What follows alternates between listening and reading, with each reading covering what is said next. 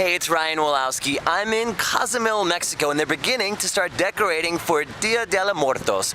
Some of you kind of think of it as, well, Halloween in Mexico. It's a lot different. And I'll show you some of the setups for the celebration of the holiday happening right here in the square.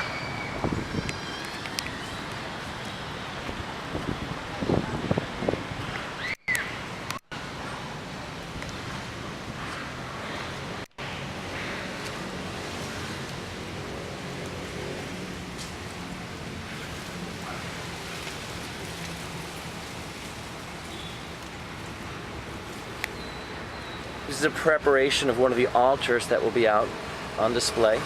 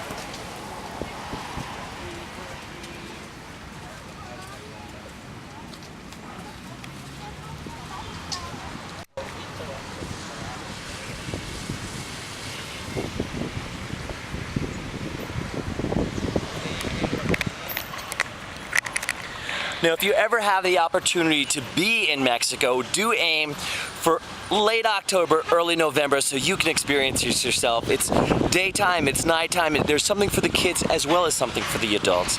I'm Ryan Wolowski in Cozumel, Mexico. Till next time.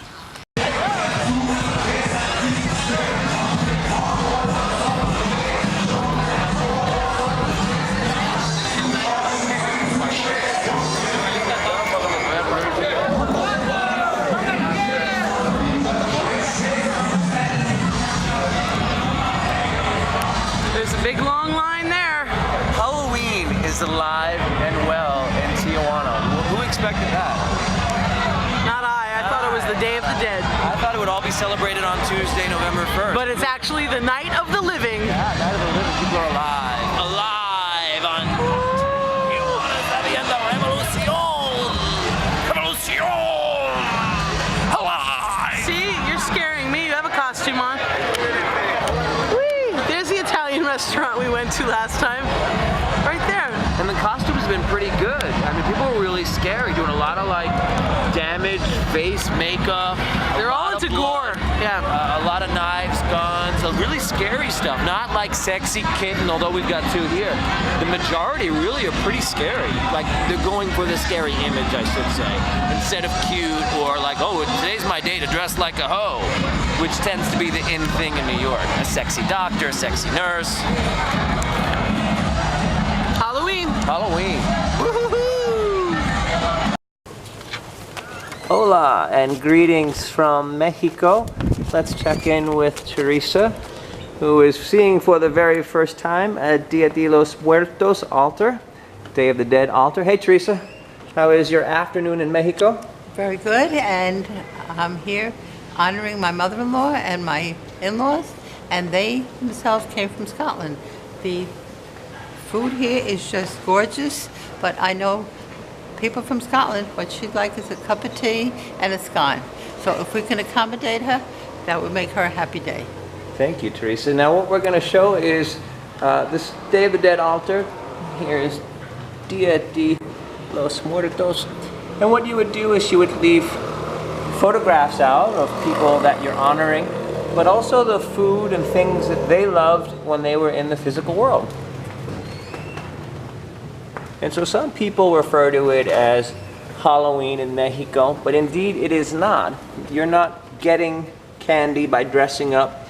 You are giving food to those that you loved. And you're honoring them in all the ways that you know that they enjoyed in the physical world. So who are some people that you would leave food out for? What would you leave food out for your father, Peter Wolowski? For my father came from Brooklyn, and I think nothing would make him happier than a cup of tea and a bagel and a pile of cream cheese on it. And maybe even a little beer on the side. And that would be for your father. Yeah. Now your husband, John Ryan, what were some of the things that you would leave? You'd probably leave a photograph of him as a fireman, right? As a fireman, that was his life. And what food thing? As far as food, at a firehouse, you just grab something to eat quickly between bells. So he would take something pretty quick. A piece of scone, a cup of tea, some jelly, and he'd be on the truck with jelly-filled hands. But he'd be there. Okay, let's show a little bit more from this altar.